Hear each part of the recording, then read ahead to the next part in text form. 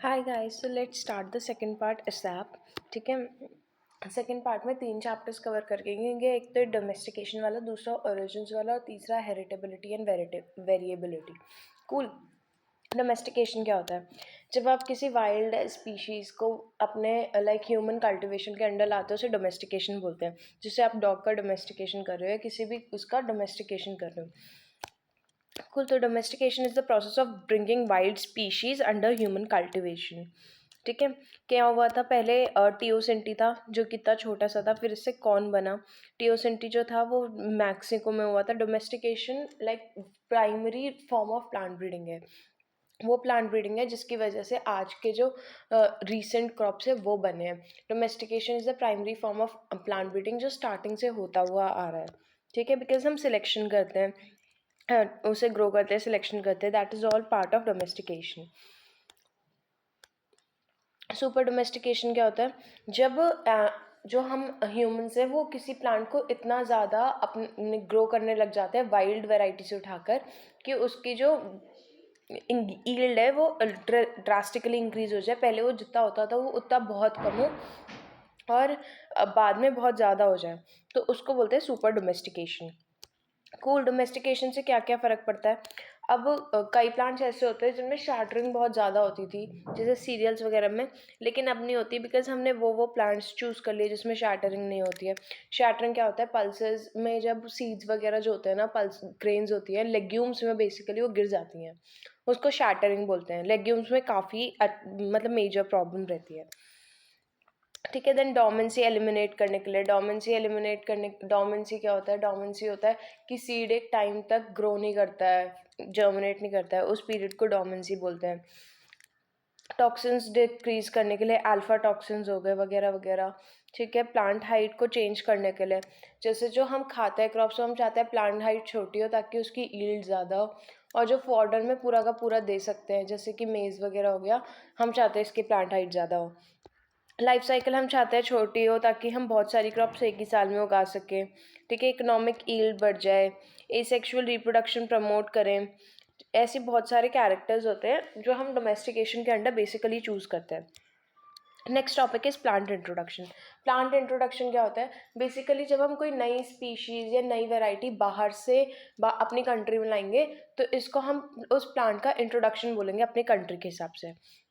ठीक है। तो ब्रिंगिंग जीनोटाइप या group of genotypes into a new environment where they have not been grown before, यानी कि कोई जीनोटाइप या ग्रुप ऑफ जीनोटाइप एक नए एनवायरनमेंट पे लाना जहाँ वो पहले नहीं हो गए हैं, इसको प्लांट इंट्रोडक्शन बोलते हैं। कूल। प्लांट इंट्रोडक्शन कोई नई वेराइटी का हो सकता है, वाइल्ड रिलेटिव का हो सकता है क्रॉप स्पीशीज़ के, ये कम्प्लीटली न्यू क्रॉप का भी हो सकता है। ठीक है।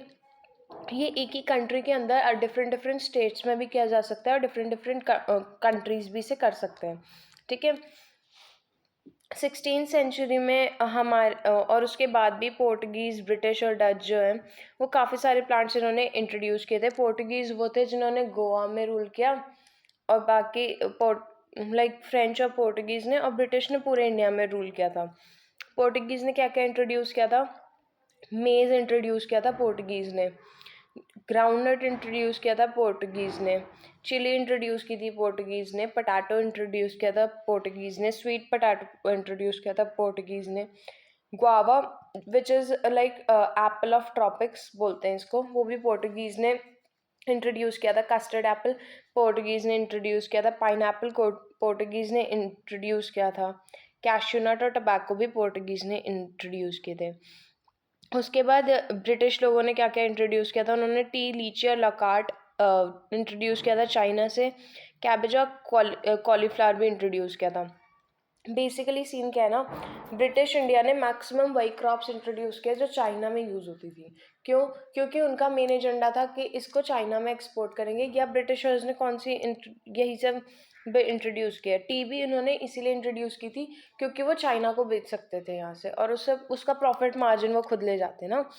और पोर्टुगीज़ ने काफ़ी इंपॉर्टेंट क्रॉप्स हमें इंट्रोड्यूस किए, जैसे maize, groundnut, chilli potato, sweet potato, जितने भी एक्स्ट्रा एप्पल्स है एप्पल को छोड़ के, गुआवा ट्रॉपिक का एप्पल है, custard apple, pineapple, cashew nut और टबैको। कूल। ऑब्जेक्टिव्स क्या क्या होते हैं प्लांट इंट्रोडक्शन के? हाई यील्डिंग वेराइटीज़ इंट्रोड्यूस कर सकते हैं ताकि फूड प्रोडक्शन इंक्रीज़ हो। जैसे हमने वो इंट्रोड्यूस किया था ना, वहाँ से हाई यील्डिंग वेराइटीज़ इंट्रोड्यूस की थी, किसकी, वीट और राइस की, वो हो गया। ठीक है, उसके बाद हम जर्म प्लाज्म एनरिच करने के लिए भी इंट्रोडक्शन कर सकते हैं। हम रेजिस्टेंट के सोर्सेज इंट्रोड्यूस लेने के लिए इंट्रोड्यूस कर सकते हैं। और हम लाइक कोई भी प्लांट ऐसा अलग सा इंट्रोड्यूस करते हैं ना, तो उससे क्या होता है कि उस प्लांट की जितनी भी प्रोसेसिंग इंडस्ट्री होती है वो भी आपकी कंट्री में सेटअप हो जाती है। तो उसके लिए भी हम इंट्रोड्यूस कर सकते हैं इंडस्ट्री सेटअप के लिए। अब इंट्रोडक्शन जो होता है वो दो टाइप का होता है, एक तो प्राइमरी इंट्रोडक्शन और एक होता है सेकेंडरी इंट्रोडक्शन। प्राइमरी इंट्रोडक्शन में क्या होता है कि वो वैरायटी वैसी की वैसी जैसी वहाँ से लाए थे वैसी की वैसी रिलीज़ कर दी। सेकेंडरी इंट्रोडक्शन में क्या होता है कि उसमें थोड़े से चेंजेस किए ताकि वो अडाप्ट कर जाए और उसके बाद इंट्रोड्यूस की। कूल। तो प्राइमरी इंट्रोडक्शन में जो वैरायटी होती है अगर वो वेल सूटेड होती है एनवायरनमेंट के लिए तो वैसे की वैसे ही इंट्रोड्यूस कर दी जाती है। जैसे कि ड्राफ्ट वीट वेराइटीज़ जो वहाँ से आई थी वो थी सोनोरा 64। ठीक है, और ड्राफ्ट राइस वेराइटीज़ जैसे ताइचुंग नेटिव 1, IR8, IR26 और IR36। ठीक है, सेकेंडरी इंट्रोडक्शन में क्या होता है कि हमने कुछ चेंजेस किए इसमें और इससे हमने नई वैरायटी डेवलप की। जैसे सोनोरा 64 से हमने कल्याण सोना और सोनालिका इंडिया में खुद ने डेवलप की थी। ठीक है, और ये था सेकेंडरी इंट्रोडक्शन। ठीक है, उसके बाद प्लांट इंट्रोडक्शन का प्रोसीजर क्या है।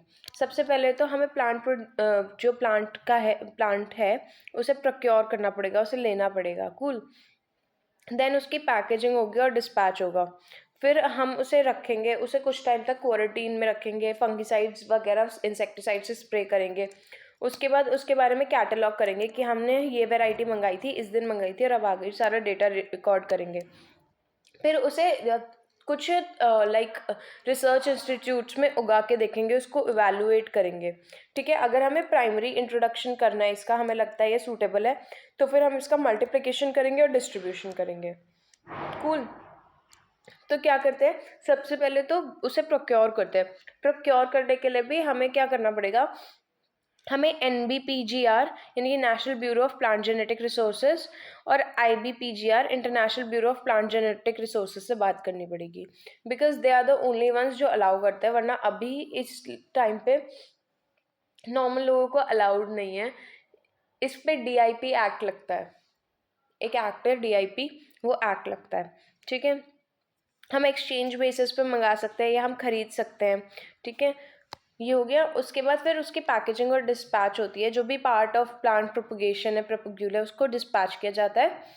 देन उसे हम जब ले लेंगे तब उसे थोड़ी देर क्वारंटीन में रखेंगे, उस पर इंसेक्टिसाइड छिड़केंगे, पेस्टिसाइड्स छिड़केंगे वगैरह वगैरह। फिर कैटलॉगिंग करेंगे, उसका डेटा रिकॉर्ड करेंगे। फिर कोई भी रिसर्च इंस्टीट्यूट जो है वो उसमें देखेगा कि कैसे हमारे इन्वायरमेंट में कैसे चल रहा है। अगर उसे सही लगेगा तो वो मल्टीप्लाई करके उसे डिस्ट्रीब्यूट करेगा और एज अ वैरायटी रिलीज कर देगा। कूल। एजेंसीज कौन कौन सी हैं प्लांट इंट्रोडक्शन के लिए। International plant genetic resources institute, कहाँ पे लोकेटेड है ये, रोम में, इटली में। ठीक है, ये ग्लोबल लेवल पे काम करता है प्लांट इंट्रोडक्शन में। ठीक है, उसके बाद हमारी जो सेंट्रल एजेंसी है वो 1946 में IARI न्यू दिल्ली में हुई थी। ठीक है, ये उसके बाद 1976 में एक पर्टिकुलर बॉडी बना दी गई जो ये काम करेगी, वो है national bureau of plant genetic resources. ठीक है, NBPGR। और अब हमारे उसमें क्या किया गया है, दो अलग अलग और इंस्टीट्यूट्स बना दिए गए हैं, जैसे फॉरेस्ट रिसर्च इंस्टीट्यूट, जितने भी फॉरेस्ट रिलेटेड क्रॉप्स का इंट्रोडक्शन होता है वो ये करता है, ये देहरादून में है। और बोटानिकल सर्वे ऑफ इंडिया, जितने भी बोटानिकली वो करता है वो ये करता है, और ये कोलकाता में है। ठीक है, FRI deals with introduction of forest trees, whereas botanical survey of India is concern with introduction of medicinal and botanical plants. Cool. जो एक्ट लगता है वो है DIP एक्ट। 1914 में DIP एक्ट आया था, destructive insects and paste act, अगर इसके अलावा कोई और करता है तो। ठीक है, इस एक्ट के मेन फीचर्स क्या है कि जो सेंट्रल गवर्नमेंट है वो प्रोहिबिट कर सकती है और रेगुलेट कर सकती है इंपोर्ट इंडिया में किसी भी ऐसे आर्टिकल का जो कि इंजूरियस होगा एनी क्रॉप में।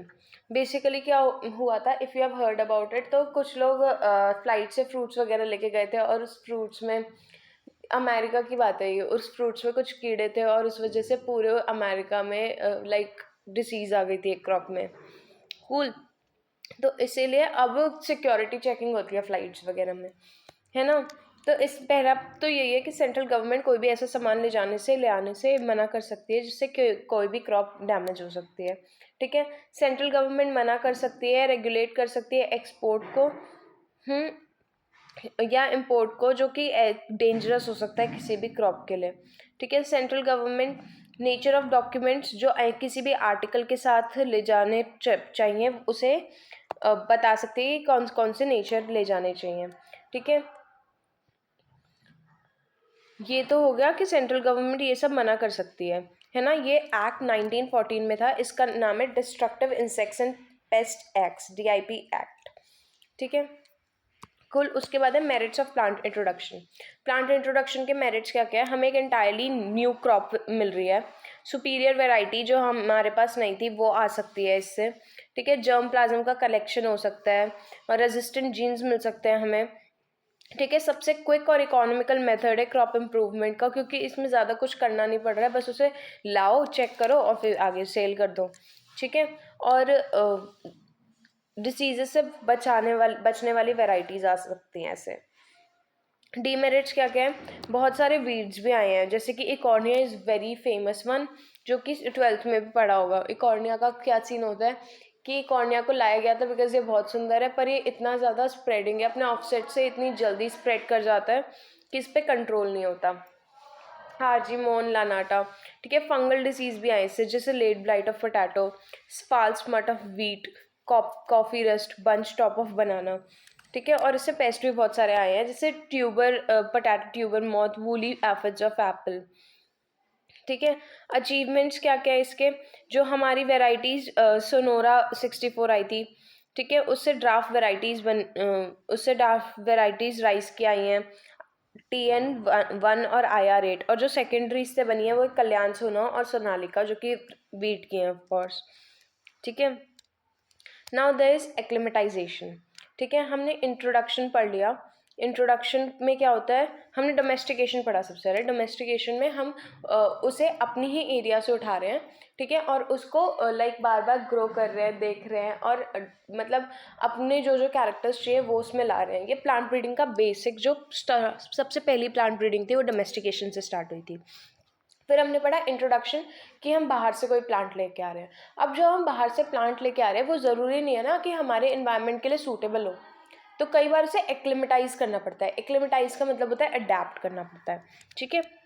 एक्लिमेटाइजेशन क्या होता है, ऐसा प्रोसेस जो कि adaptation of new variety line और population to a new environment cause करता है, उसको एक्लिमेटाइजेशन कहते हैं। यानी कि ऐसा प्रोसेस जिससे एक वेराइटी लाइन या पॉपुलेशन नई इन्वायरमेंट में रह पाती है, उसको एक्लिमेटाइजेशन कहते हैं, ठीक है। एक्लिमेटाइजेशन किस किस बात पे डिपेंड करता है, क्रॉस पॉलिनेशन हो रहा है, सेल्फ पॉलिनेशन। क्रॉस पॉलिनेशन होगा वो यहाँ के क्रॉप से मिलेगा जुलेगा, तो ऑफकोर्स यहाँ के क्रॉप्स जो हैं वो एक्लिमेटाइज है ना ऑलरेडी, तो वो भी जल्दी एक्लिमेटाइज हो जाएगा, ठीक है। देन है कि जेनेटिक वेरिएबिलिटी कितनी प्रेजेंट है उसमें। अगर उसमें जेनेटिक वेरिएबिलिटी नहीं है, सारे प्लांट्स एक जैसे हैं, तो अगर एक दिक्कत आई तो सब में आ जाएगी। अगर जेनेटिक वेरिएबिलिटी प्रेजेंट है तो एक आध ऐसा प्लांट बच सकता है बीच में से अगर कोई दिक्कत आती है तो, और फिर उस प्लांट से हम बाकी उसको लाइक ग्रो कर सकते हैं हमारी सिचुएशंस के हिसाब से। Then life cycle of a crop, अगर उसकी लाइफ साइकिल बहुत लंबी है तो लाइक जो हमारे रिसर्चर्स हैं उनकी लाइफ ही नहीं बचेगी तब तक, तो वो कैसे उस पर काम करेंगे। कूल। अगर उसकी लाइफ साइकिल शॉर्ट है तो उस पर काम किया जा सकता है ना। देन म्यूटेशन, म्यूटेशन जो है एक्लिमेटाइजेशन पे रोल प्ले करती है, लेकिन ये ज़रूरी नहीं है रोल प्ले करेगी, ठीक है। ये हो गया, हमने डोमेस्टिकेशन पढ़ लिया, इंट्रोडक्शन पढ़ लिया एंड एक्लिमेटाइजेशन पढ़ लिया। अब जेनेटिक डाइवर्सिटी क्या होती है, total amount of genetic variation जो एक पॉपुलेशन या स्पीशीज़ में प्रेजेंट होती है उसको बोलते हैं जेनेटिक डाइवर्सिटी, ठीक है। डाइवर्सिटी का मतलब होता है भिन्नता। जेनेटिक डाइवर्सिटी मतलब जेनेटिक जो भिन्नता है एक पॉपुलेशन में जो या स्पीशीज़ में जो प्रेजेंट है उसको बोल रहे हैं, ठीक है। वैरायटी ऑफ जीन्स और जीनोटाइप्स जो एक पर्टिकुलर क्रॉप स्पीशीज़ में मिलते हैं उसको बोलते हैं जेनेटिक डाइवर्सिटी, ठीक है। जेनेटिक डाइवर्सिटी एसेंशियल है इम्प्रूव्ड कल्टीवर्स बनाने के लिए, ठीक है। उसके बाद जेनेटिक इरोजन क्या होता है, या इरोजन क्या होता है कि जेनेटिक डाइवर्सिटी धीरे धीरे ख़त्म होती जा रही है, चीज़ों का एक्सटेंशन हो रहा है, उसको जेनेटिक इरोजन बोलेंगे। रीजंस क्या क्या है जेनेटिक इरोजन के, कि जितनी भी वाइल्ड वैरायटीज़ थी सबसे पहले तो हमने उसका डिफॉरेस्टेशन किया और हम सिर्फ कुछ ही वैरायटीज़ ग्रो कर रहे हैं, तो बाकी सारी जो वैरायटीज़ है उनमें प्लांट्स धीरे धीरे कम होते जा रहे हैं, है ना। ठीक है। तो क्या है, replacement of land races with improved cultivar. ठीक है, इस वजह से जो बेसिकली जो जीन पूल था वो बच नहीं पा रहा है। मॉडर्नाइजेशन ऑफ एग्रीकल्चर, मैकेनाइजेशन के बाद हम चाहते हैं कि सब कुछ एक साथ ही हार्वेस्ट हो जाए, जिसके लिए हम प्योर लाइन्स ग्रो करने लगे।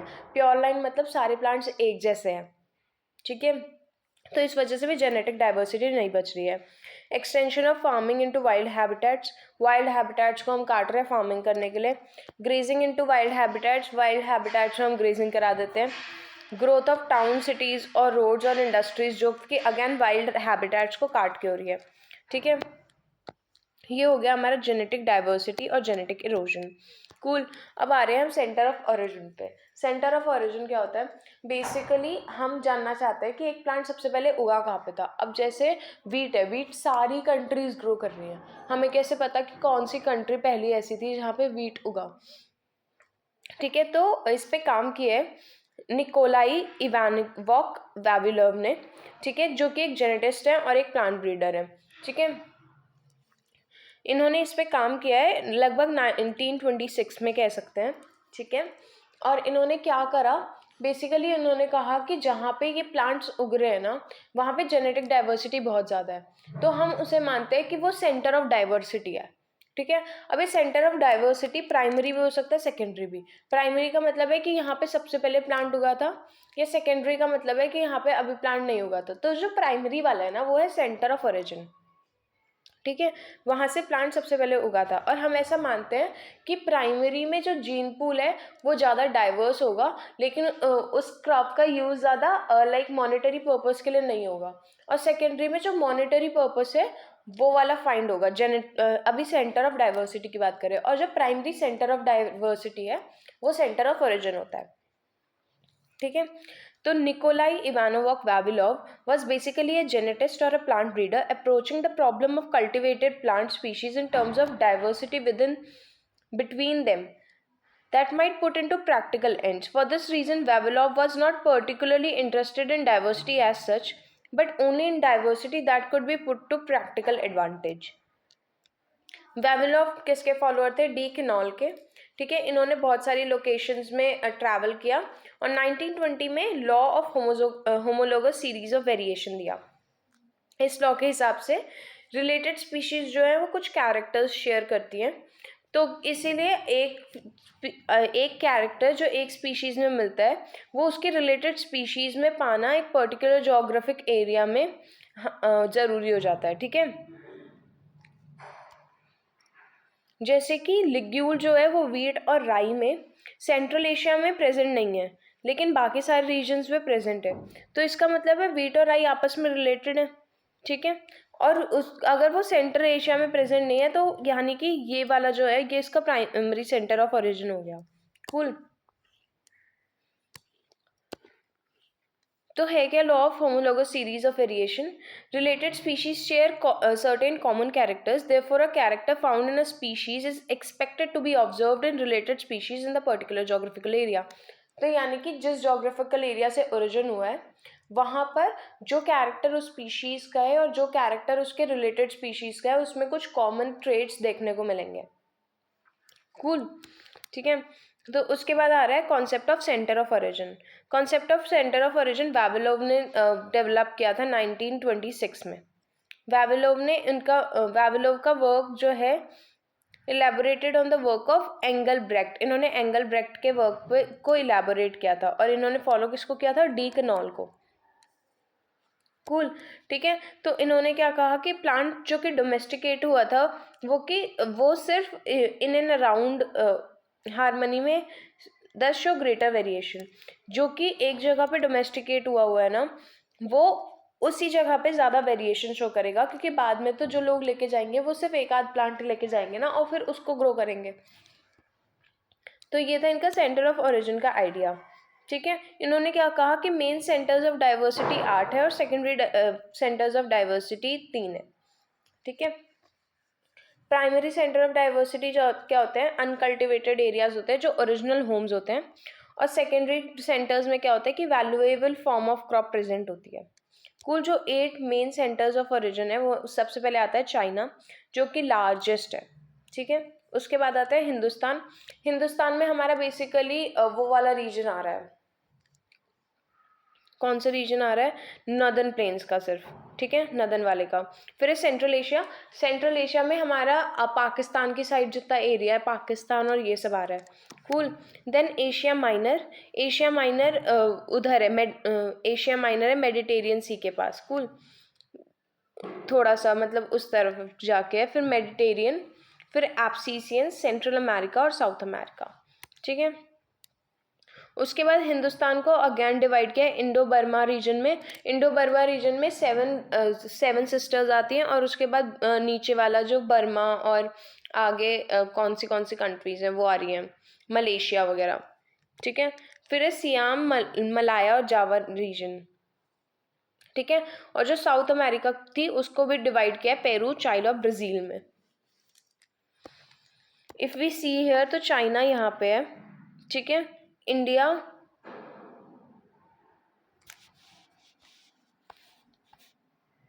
इंडिया नहीं है, हिंदुस्तान रीजन है ना। तो हिंदुस्तान रीजन अगर हम बात करेंगे तो हिंदुस्तान रीजन उस तरफ है, बेसिकली नॉर्थ साइड में है इंडिया के।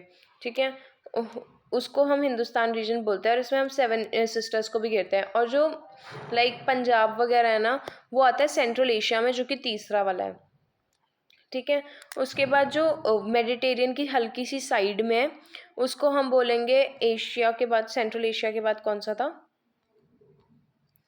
Asia minor. और जो मेडिटेरियन सी के अराउंड है वो मेडिटेरियन हो गया। ठीक है, उसके बाद आता है एब्सीसियन। एब्सीसियन कौन सा है, अफ्रीका में इथोपिया वाली साइड को एब्सीसियन बोलते हैं।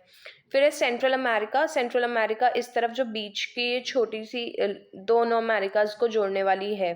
ठीक है, और फिर है साउथ अमेरिका जो नीचे है, जो कि अगेन डिवाइडेड है किस किस में, पेरू में, पेरू, चाइना, ब्राजील में। ठीक है, तो आई शो एक एक करके अगेन। सबसे पहला था हमारा चाइना। चाइना लार्जेस्ट है और इस तरफ है। ठीक है, उसके बाद जो दूसरा था वो था हमारा सेंट्रल एशिया, ये नॉर्थ वाला साइड है। लेट्स चेंज द कलर, ये वाला है सेंट्रल एशिया बेसिकली। ठीक है, उसके बाद आ रहा है हमारा सेंट्रल एशिया। सेंट्रल एशिया में ये वाला रीजन आ रहा है। ठीक है, उसके बाद आ रहा है हमारा कौन सा, उसके बाद आ रहा है हमारा वो वाला एशिया माइनर, तो ये थोड़ा मेडिटेरियन की साइड में। कूल। उसके बाद आ रहा है हमारा मेडिटेरियन। मेडिटेरियन अगेन ये वाला जो मेडिटेरियन सी के आसपास है। ठीक है, उसके बाद आ रहा है हमारा एब्सीसियन। एब्सीसियन कहाँ है, एब्सीसियन है अफ्रीका की साइड में, ये वाला एब्सीसियन है। ठीक है, उसके बाद आ रहा है हमारा सेंट्रल अमेरिका। सेंट्रल अमेरिका ये वाला है। कूल। और उसके बाद आ रहा है हमारा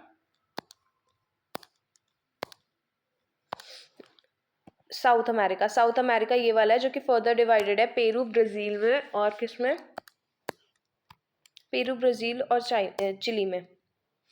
कूल। ये थे हमारे 8 primary centres of origin. China centre of origin की बात करें तो mountainous region and western China वगैरह में होता है। ठीक है, ये लार्जेस्ट और independent oldest independent centre of origin है। Then primary centre of origin में आ जाते हैं हमारे ये किस किस का प्राइमरी सेंटर ऑफ ओरिजिन है, सोयाबीन का, रेडिश का, बकवीट का, ओपियम पॉपी का। ओपियम पॉपी की अगर हम उनने अगर किसी ने वो वाली सीरीज देखी है चंद्रगुप्त मौर्य वाली, तो यू नो कि जो नॉर्थ की तरफ वाला एरिया है वहाँ पे ओपियम पॉपी बनाते थे और वहाँ पे उसे सेल करते थे चाइना की साइड में। ठीक है, then brinjal, peach, apricot, orange, Chinese tea. ठीक है, और सेकेंडरी किस किस का है, मेज़, राजमा, काउपी, टर्निप और ससमे का। फिर हिंदुस्तान में क्या क्या आता है, इंक्लूड्स बर्मा, असम, मलाया आर्चिपेगलो, जावा। ठीक है, तो बेसिकली जो 7 सिस्टर्स हैं और नीचे ये सब है उसको इंक्लूड करता है, लेकिन जो पंजाब वाला ये जो पार्ट है ये सारा सेंट्रल एशिया में आता है। ठीक है, primary origin of centre of origin किसका है? राइस का है, पिजन पी का है, चिक पी का है, काउ पी का है, मूंग, brinjal, cucumber, coconut, banana. Then comes central Asia, centre of origin. ठीक है, ये पंजाब, कश्मीर और उसके बाद फिर like Afghanistan, Uzbekistan, Pakistan, Tajikistan, इस सबको कवर करता है। ठीक है, ये प्राइमरी सेंटर ऑफ ओरिजिन है वीट का। ठीक है, then there is pea, broad bean, मूंग, linseed, sesame, sunflower, hemp, cotton, radish, musk melon. ठीक है, तो उसमें बेसिकली हम मेन क्रॉप्स को देख लेते हैं कि एशिया माइनर वीट का है, सेंट्रल एशिया जो है वो भी वीट का ही है। ठीक है, और जो हिंदुस्तान सेंटर है वो राइस का है, राइस का है, कोकोनट का है, मेनली जो ट्रॉपिकल में हो जाते हैं, बनाना का है। ठीक है, जैसे वेट चाहिए होता है, जैसे ठंडा क्लाइमेट चाहिए होता है, वो सेंट्रल एशिया और एशिया माइनर में आ रहे हैं। ठीक है, एशिया माइनर का सबसे ज़्यादा पूछा जाने वाला पोमोग्रेनेट है। ठीक है, एप्पल है। उसके बाद अगर हम मेडिटेरियन सेंटर ऑफ ओरिजिन की बात करें तो मेडिटेरियन में cabbage, mustard, peppermint, lavender, asparagus, lettuce. ठीक है, clovers, pea, broad bean, lentils और काफ़ी सारी स्पाइसेस आ रही हैं। ठीक है, मेडिटेरियन सेंटर ऑफ ओरिजिन में। फिर एब्सिसियन की बात करेंगे तो बेसिकली दालें इसी की हैं। ठीक है, ट्रिटिकम, द्रुम, ये अलग अलग वेराइटीज़ ऑफ वीट होंगे, तरीके के वीट होंगे। Triticum turgidum, Triticum dicoccum, jowar, bajra, gram, lentil, सेम, पी, केसरी, linseed, safflower, sesame, castor, coffee, onion और ओकरा। ठीक है, फिर सेंट्रल अमेरिका में आते हैं। सेंट्रल अमेरिका में क्या क्या होगा? पंपकिन। ठीक है, स्वीट पोटैटो, गुआवा होता है सेंट्रल अमेरिका में, गुआवा वहाँ से इंट्रोड्यूस किया गया था। Papaya, cotton. साउथ अमेरिका में आते हैं तो साउथ अमेरिका में क्या क्या ओरिजिनेट हुआ था? मेज़ है वहाँ का, कसावा है। कसावा की बात करें तो ये सोलोनेसी में ऐसी क्रॉप है जिसकी प्रोडक्टिविटी सबसे ज़्यादा होती है। ठीक है, रबर है। These were the all the major 8 centres of origin. ठीक है, अब सेंटर ऑफ ओरिजिन और सेंटर ऑफ डाइवर्सिटी में क्या फ़र्क है? हम ऐसा मानते हैं कि वो सेंटर ऑफ ओरिजिन होगा but we can not never be sure. ठीक है, इसलिए हम सेंटर ऑफ डाइवर्सिटी बोलना इसे ज़्यादा प्रेफर करेंगे। और अगर हम इसे सेंटर ऑफ ओरिजिन मान रहे हैं तो हम कह सकते हैं कि centre of origin is primary centre of diversity. ठीक है, दस सेंटर ऑफ ओरिजिन में भी more appropriately called centre of diversity, क्योंकि ओरिजिन कहाँ से हुआ है हमें नहीं पता ना, हम सिर्फ गेसेस मार रहे हैं। कूल, और वो भी किस बेसिस पे कि वहाँ डाइवर्सिटी है या नहीं है उसमें, लाइक जेनेटिक डाइवर्सिटी। अब ऐसा भी हो सकता है ना कि कहीं और डोमेस्टिकेशन होने के बाद वहाँ डाइवर्सिटी ज़्यादा बढ़ गई हो।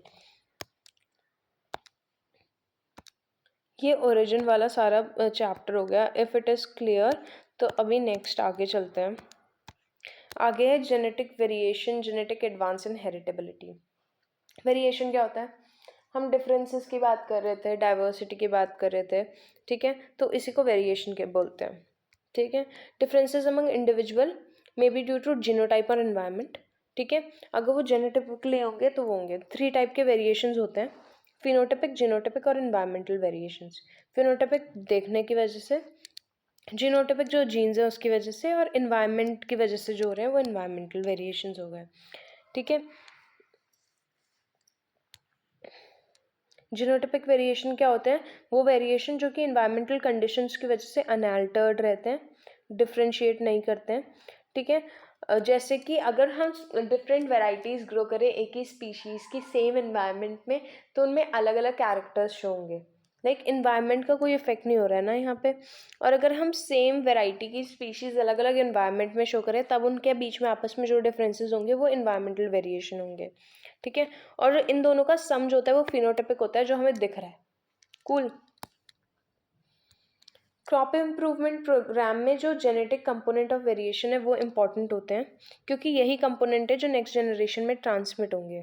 ठीक है, और वेरिएशन को मेजर करने का जो सिस्टम होता है उसे बोलते हैं वेरिएंस। ठीक है, वेरिएंस का फॉर्मूला क्या है? ये स्टैट्स में पढ़ते हैं हम।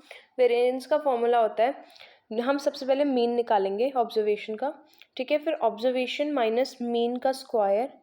ठीक है, upon total number of observations, इन सब का sum upon total number of observations. तो बेसिकली जो डेविएशन है उसका स्क्वायर, हर उसमें सबका सम उसके स्क्वायर का, और फिर upon total number of observation. तो एवरेज ऑफ डेविएशन का स्क्वायर इज वेरिएंस। ठीक है, अब जेनेटिक वेरिएंस के कुछ कंपोनेंट्स होते हैं जो फिशर ने दिए थे 1918 में। फिशर के हिसाब से 3 कंपोनेंट्स होते हैं, एडिटिव, डोमिनेंस और इंटरैक्शन या एपिस्टेसिस।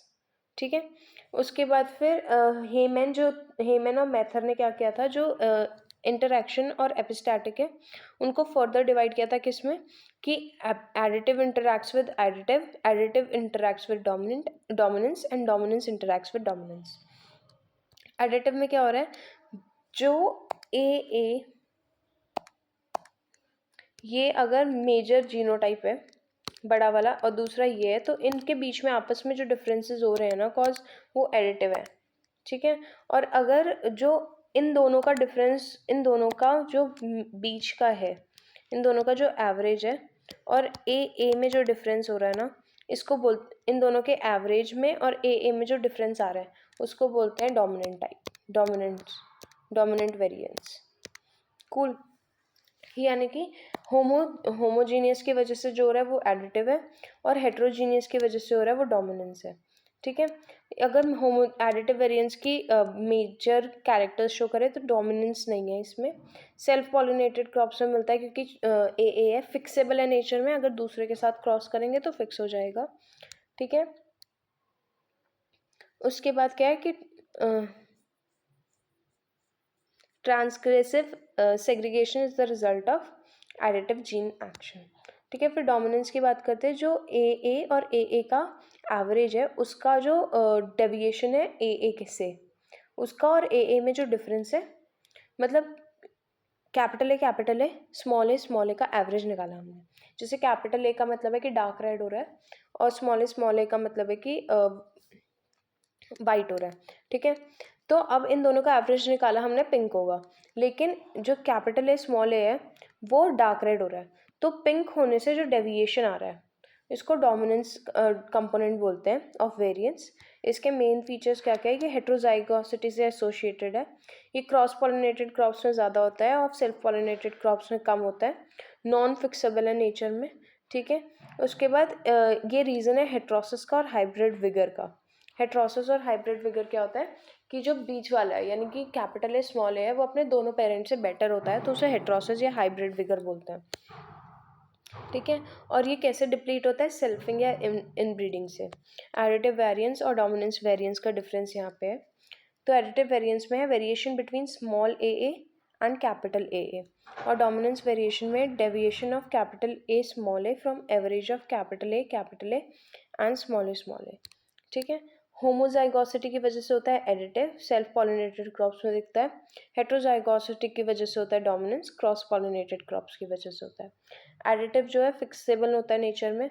ठीक है, ये ओनली वेरिएंस है जो कि रिस्पॉन्ड करता है सिलेक्शन को। डोमिनेंस जो होता है वो नॉन फिक्सेबल होता है नेचर में और ये सिलेक्शन को रिस्पॉन्ड नहीं करता है। ठीक है, additive required estimation for variance in narrow sense. ठीक है, अगर नैरो सेंस में हम एस्टिमेशन कर रहे हैं तो हम एडिटिव को लेते हैं। ठीक है, transgressive segregation is its result. Dominance का होता है reason for heterosis and hybrid vigour, ये डिप्लीट होता है सेल्फिंग से या इनब्रीडिंग से। ठीक है, एडिटिव की general combining ability is its major. ठीक है, और डोमिनेंस का specific combining ability is its major. उसके बाद आते हैं हम एपिस्टैटिक या इंटरैक्शन कंपोनेंट्स में। ठीक है, ये सब वेरिएशन के कंपोनेंट्स हैं। सबसे पहले एडिटिव पढ़ा, फिर डोमिनेंस पढ़ा, अब आ रहे हैं एपिस्टैटिक में जिसमें एडिटिव और डोमिनेंस दोनों आएंगे।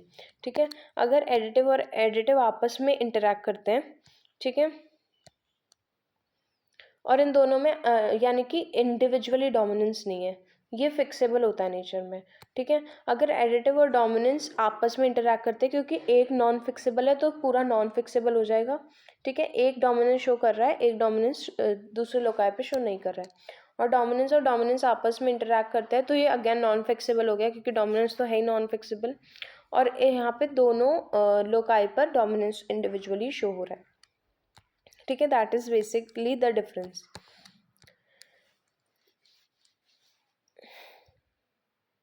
ठीक है, अब आता है the additive and dominance components of genetic variance may be estimated from a simple experiment.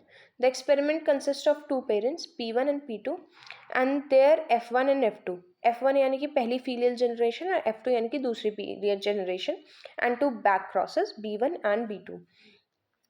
These variances from these generations are used to estimate the both additive and dominant variation. These estimates are based on assumption that epistasis is absent। ठीक है, हम ऐसा मान रहे हैं कि जो third component है एपिस्टासिस वो एब्सेंट है। अब हमें जानना है कि कितना डोमिनेंट कंपोनेंट है वेरिएंस में और कितना एडिटिव है। उसके लिए हम क्या करेंगे, दो पेरेंट्स लेंगे, उनकी F1 F2 जनरेशन निकालेंगे, F1 का बैक क्रॉस करेंगे P1 से और F1 का बैक क्रॉस करेंगे P2 से, और इन सब में आपस में जो डिफरेंसेस शो हो रहे होंगे इसके बेसिस पे हम निकालेंगे कि एडिटिव कंपोनेंट है कितना है और डोमिनेंस कंपोनेंट कितना है। कूल, अब हमें ये देखना है कि एडिटिव डोमिनेंस और एपिस्टासिस को डिनोट किससे करते हैं। ठीक है, तो एडिटिव को डिनोट करते हैं D से। ठीक है, डोमिनेंस को डिनोट करते हैं H से। ठीक है, क्योंकि एडिटिव में D आ रहा है, ADD, दो D आ रहे हैं तो D से डिनोट करेंगे। डोमिनेंस हेट्रोसिस का रीजन था ना, तो इसलिए H से डिनोट कर रहे हैं। एपिस्टासिस को किससे डिनोट कर रहे हैं, I, J और L से। I किसके लिए है कि दोनों एडिटिव है, J किसके लिए है कि एक एडिटिव है और एक डोमिनेंट है, और L किसके लिए है कि दोनों डोमिनेंट है। ठीक है, हम ऐसा मान के चलेंगे कि लेंथ और डॉट, ठीक है, जब तक एडिटिव रहेगा तब तक डॉट रहेगा। ठीक है, बीच वाले में लेंथ बढ़ जा रही है तो J बन जा रहा है, और तीसरे वाले में डॉट है नहीं, लेंथ पूरी हो गई है, तो इसका मतलब है कि डोमिनेंस है I, J और L। ये तो था सारा वेरिएंस। इसके बाद आते हैं हेरिटेबिलिटी पे। हेरिटेबिलिटी क्या होता है, बेसिकली ये होता है वो कैरेक्टर जिसकी वजह से एक जनरेशन से दूसरी जनरेशन होता है, यानी कि this is the character which estimates कि एक जनरेशन से एक कैरेक्टर कितने तक दूसरी जनरेशन में जाएगा। ठीक है, the degree to which variability of a quantitative character is transmitted to the progeny is referred to as heritability. ठीक है, वो डिग्री जिससे क्वांटिटेटिव कैरेक्टर में जो वेरिएबिलिटी है वो नेक्स्ट जनरेशन में जाती है उसको हेरिटेबिलिटी कहते हैं। Heritability is the proportion of observed variation in a progeny that is inherited। वो proportion observed variation का प्रोजेनी में जो कि इनहेरिटेड है उसे हेरिटेबिलिटी बोलेंगे।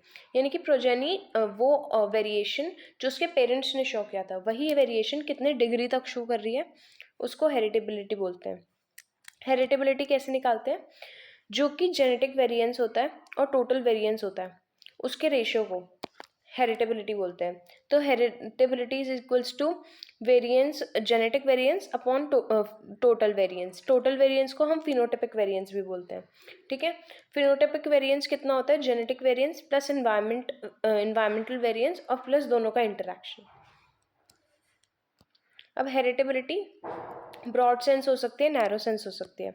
ठीक है, ब्रॉड सेंस में क्या हो रहा है, ब्रॉड सेंस में हेरिटेबिलिटी को हम वैसे का वैसे मान रहे हैं।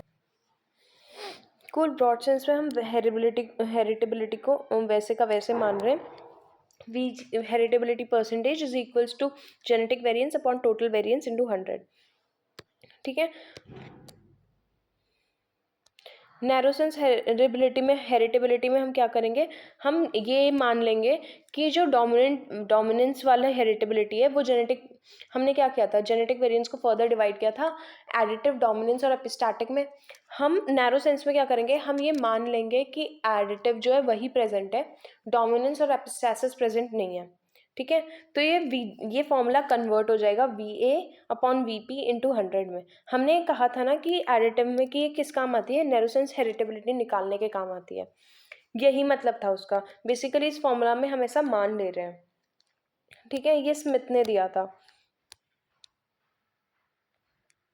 कूल, अब हेरिटेबिलिटी का यूज़ क्या क्या करते हैं हम, बेसिकली हम सिलेक्शन कितना इफेक्टिव हुआ है इसको प्रिडिक्ट करते हैं। ठीक है, उसके बाद हम ये डिसाइड करते हैं कि ब्रीडिंग मेथड कौन सा यूज़ होना चाहिए। ठीक है, और सिलेक्शन इंडेक्स को भी कंस्ट्रक्ट करते हैं इसकी हेल्प से। कूल, नेक्स्ट है जेनेटिक एडवांस। तो जेनेटिक एडवांस का एक छोटा सा फॉर्मूला है, ठीक है, जहाँ पे genetic advance is equals to I, जो कि एक कांस्टेंट है सिलेक्शन इंटेंसिटी के हिसाब से। सिलेक्शन इंटेंसिटी जितनी ज़्यादा होगी ये कांस्टेंट उतना कम हो जाता है। जिस सिलेक्शन इंटेंसिटी 1% है तो ये कांस्टेंट 2.66 था, सिलेक्शन इंटेंसिटी बढ़ा दी, ठीक है, तो ये कांस्टेंट कम हो जाएगा। वैसे वैसे चलता है इसका, लाइक रेसिप्रोकल इनवर्स रिलेशन है, ठीक है। फिर अंडर रूट वीपी क्या है, टोटल वेरिएबिलिटी इनटू हेरिटेबिलिटी का स्क्वायर, ठीक है। ये है फॉर्मूला जेनेटिक एडवांस का। जेनेटिक एडवांस होता क्या है, बेसिकली जेनेटिक एडवांस जो है वो एक साइकिल में प्रिडिक्ट किया जा सकता है इसकी मदद से। जेनेटिक एडवांस होता क्या है कि कितना जीन जो है वो आगे नेक्स्ट जनरेशन में एडवांस होगा, इसको बोलते हैं genetic advance. Cool, this chapter is done. I know ये थोड़ा सा ट्रिकी है, बट द थिंग इज इसमें जो मेन क्वेश्चंस पूछे जाते हैं I will tell you that, ठीक है। सबसे पहले इसमें याद क्या क्या रखना होता है, इसमें याद रखना होता है कि वेरिएशन 3 टाइप के होते हैं, फिनोटिपिक, जीनोटिपिक और इन्वायरमेंटल, ठीक है। फिनोटिपिक टोटल वेरिएशन होते हैं जो जीनोटिपिक, इन्वायरमेंट और इन दोनों के इंटरेक्शन से मिलके बनते हैं, ठीक है। जीनोटिपिक को फिर फर्दर डिवाइड करते हैं हम एडिटिव में, डोमिनेंस में और एपिस्टासिस में। हर जगह हम ये मान लेंगे कि एपिस्टासिस नल है। एपिस्टासिस को फर्दर हेमन और मैथर ने डिवाइड किया है additive into additive, additive into dominance, dominance into dominance में, ठीक है। वेरिएंस क्या होता है, वेरिएंस वो एवरेज होता है वेरिएंस क्या होता है, वेरिएंस एवरेज होता है स्क्वायर्स ऑफ डेविएशन का, ठीक है, सैंपल में, जो कि एक पॉपुलेशन से निकाला जाता है, इसको वेरिएंस कहते हैं। वेरिएंस का फॉर्मूला याद रखना है। देन हमें ये याद रखना है कि additive variance lack of dominance में होता है, होमोजाइगोसिटी की वजह से होता है, सेल्फ पॉलिनेटेड क्रॉप में होता है। बेसिकली जो डिफरेंस है डोमिनेंस में और एडिटिव में, ये याद रखना है। Cool, then the question will come कि इनको किस किस चीज़ से डिनोट करते हैं। तो आई टोल्ड यू एडिटिव में डी आ रहा है, डी से। डोमिनेंस हेटेरोसिस कॉज करता है तो एच, ठीक है। और एपिस्टासिस वाला में हम क्या करेंगे, हम ऐसा मान लेंगे कि एडिटिव है डॉट और जो लेंथ है वो है डोमिनेंस, ठीक है। तो आई में डॉट आ रहा है तो दोनों एडिटिव, ठीक है। फिर जे में डॉट भी आ रहा है, थोड़ी सी हमने लेंथ भी इंक्रीज कर दी है, तो यानी कि एडिटिव इंटू डोमिनेंस हो गया, डोमिनेंस इंटू एडिटिव हो गया। और फिर एल में पूरी लेंथ हो गई है तो यानी कि डोमिनेंस इंटू डोमिनेंस हो गया। देन क्वेश्चन आता है कि हेरिटेबिलिटी क्या होती है। हेरिटेबिलिटी क्या होती है कि डिग्री जिससे कि वेरिएंस जो है वो वेरिएशन जो है वो ट्रांसफर होता है, उसको हेरिटेबिलिटी कहते हैं। हेरिटेबिलिटी का फॉर्मूला याद होना चाहिए, genetic variance upon total variance, ठीक है। उसके बाद हेरिटेबिलिटी 2 सेंस में होती है, ब्रॉड सेंस में जेनेटिक वेरिएंस को पूरा जेनेटिक वेरिएंस लेते हैं। नैरो सेंस में ये मान लेते हैं कि जेनेटिक वेरिएंस जो है वो सिर्फ एडिटिव की वजह से हो रहा है, डोमिनेंस प्रेजेंट नहीं है और एपिस्टासिस प्रेजेंट नहीं है, ठीक है। देन यूजेस हेरिटेबिलिटी क्या क्या होता है, सिलेक्शन इंडेक्स बनाने में हेल्प करता है। सिलेक्शन इंडेक्स वो आई था जिससे जेनेटिक एडवांस निकलता है, ठीक है। उसके बाद क्या होता है, उसके बाद सिलेक्शन कितना इफेक्टिव होगा ये बताने के लिए होता है, कौन सा मेथड यूज़ करना चाहिए सिलेक्शन में वो करने के लिए होता है, ठीक है। फिर जेनेटिक एडवांस का फॉर्मूला है I under root V P H square, H होता है हेरिटेबिलिटी, ठीक है। कूल, आई जो है वो जेनेटिक सिलेक्शन इंटेंसिटी पे इन्वर्सली रिलेट कर रहा है। This is everything you need to remember in this chapter. I know ये थोड़ा सा ऊपर से गया but it is easy, trust me it is. Then उसके बाद सेंटर ऑफ डाइवर्सिटी, वो थोड़े से रटने पड़ेंगे कि क्या चीज़ कहाँ की है। आई ट्राई टू एक्सप्लेन कि बेसिकली ये आर्ट सेंटर ऑफ ओरिजिन है कहाँ कहाँ, ठीक है। देन देयर कम्स, इसमें प्राइमरी और सेंटर इन दोनों में डिफरेंस आता है, ये आता है कि कितने सेंटर ऑफ ओरिजिन्स हैं, ठीक है। और साइंटिस्ट के नेम्स आ सकते हैं। बाबिलोव ने 1926 में सारा काम किया था और बाकी पूरी एग्रीकल्चर में हर जगह यही आता है कि इसका ओरिजिन कहाँ है, इसका ओरिजिन कहाँ है, इसका ओरिजिन कहाँ है। कूल, देन यहाँ पे एक्लिमेटाइजेशन, डोमेस्टिकेशन और प्लांट इंट्रोडक्शन, दे वर कंपैरेटिवली इजी टॉपिक्स। कूल, तो अभी से इतना ही रखते हैं गेस। जो सेल्फ पॉलिनेटेड क्रॉप्स के ब्रीडिंग मेथड्स हैं वो आगे कंटिन्यू करेंगे।